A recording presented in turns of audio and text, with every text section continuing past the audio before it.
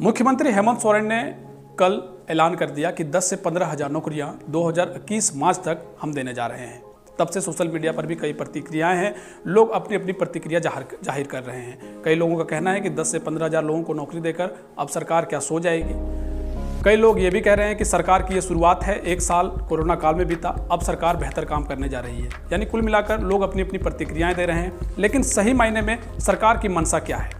सरकार की मंशा यहाँ से साफ जाहिर होती है कि जिस तरह से सरकार ने कोरोना काल में लड़ाइयाँ लड़ी और लोगों के बीच जो सहूलियत देने चाहिए थे, सरकार ने वो काम किए। 1 साल का जो दरमियान है कोरोना काल में बीता, कई चीज़ें प्रभावित हुई। अब जब चीज़ें धीरे धीरे सामान्य हो रही हैं तो सरकार भी बेरोजगारी के मुद्दे को बहुत ही गंभीरता से ले रही है। और सरकार ने जब से 10 से 15 हज़ार नौकरियां देने की घोषणा की है, तब से कई युवाओं में खुशी का भी माहौल है। कई लोगों का कहना है कि अब सरकार धीरे धीरे अच्छे तरीके से काम करेगी।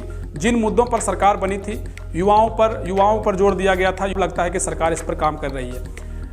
मुख्यमंत्री हेमंत सोरेन ने न सिर्फ 10 से 15 हज़ार नौकरियां देने की बात कही है, उनका कहना है कि पर्यटन के क्षेत्र में कई अवसर हैं झारखंड में, जिसको बढ़ावा दिया जाएगा। कई लोगों को स्वरोजगार से जोड़ा जाएगा। मनरेगा में जितने भी मजदूर हैं उनका मजदूरी भत्ता जो है सो बढ़ाया जाएगा। इस पर भी सरकार विचार विमर्श कर रही है। यानी कुल मिलाकर अब सरकार समझ चुकी है कि इस राज्य में, या यूँ कहें कि देश में, अब जिस तरह से बेरोजगारी एक बहुत बड़ा मुद्दा बनता जा रहा है, इस पर अगर काम नहीं किया गया तो आने वाले वक्त में बहुत खराब स्थिति हो जाएगी। शायद यही वजह है कि अब सरकार बेरोजगारी के मुद्दे को बहुत ही गंभीरता से ले रही है और अब नौकरियां देने के लिए सरकार अपनी अपनी प्राथमिकताएं दे रही है। समाधान इंडिया ने इस पर एक रिपोर्ट तैयार की है, देखें रिपोर्ट।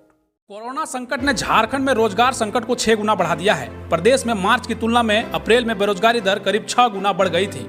मार्च में बेरोजगारी दर 8.2% थी, तो जो अप्रैल में बढ़कर 47.1% हो गई है। Centre for monitoring of Indian economy के आंकड़ों से इस बात का खुलासा हुआ था। CMIE के आंकड़ों के मुताबिक 1 महीने से अधिक के लॉकडाउन काल में झारखंड की बेरोजगारी दर राष्ट्रीय औसत 43.5% से भी दोगुनी हो गई थी, जबकि मार्च में यह राष्ट्रीय औसत 8.7% से आधा फीसदी कम 8.2% था। अप्रैल की बेरोजगारी दर के मामले में झारखंड केवल तमिलनाडु और पांडिचेरी से ही पीछे है। पड़ोसी राज्य बिहार में भी बेरोजगारी दर अप्रैल में झारखंड से कम रही थी, वहां यह दर 46.6% रही थी। वैसे अब स्थिति यह है कि झारखंड में काफी तादाद में युवा भी पलायन करने को मजबूर हैं। लिहाजा बेरोजगारी आज एक मुद्दा बनकर रह गई है।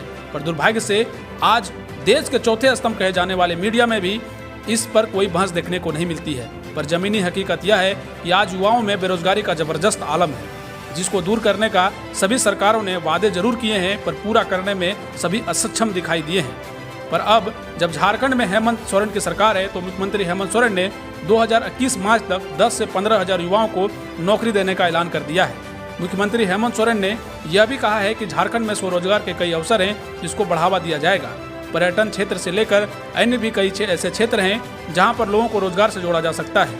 लिहाजा सरकार के 1 वर्ष पूरा होने चले हैं, लेकिन सरकार के कामों में सबसे बड़ा अड़चन कोरोना ने डाला है, जिस वजह से सरकार भी कई ऐसी योजनाओं को धरातल पर लाने में कामयाब नहीं हो पाई है, जिसकी जरूरत झारखंड की जनता को थी।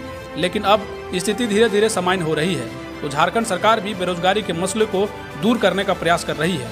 शायद यही एक वजह है कि झारखंड के मुख्यमंत्री हेमंत सोरेन ने नौकरी को लेकर बड़ी बात कही है। अब देखना यह होगा कि बेरोजगारी के मुद्दे को हेमंत सोरेन किस तरह दूर कर पाती है और आने वाले वक्त में युवाओं पर इसका क्या असर दिखाई देता है। ब्यूरो रिपोर्ट, समाधान इंडिया।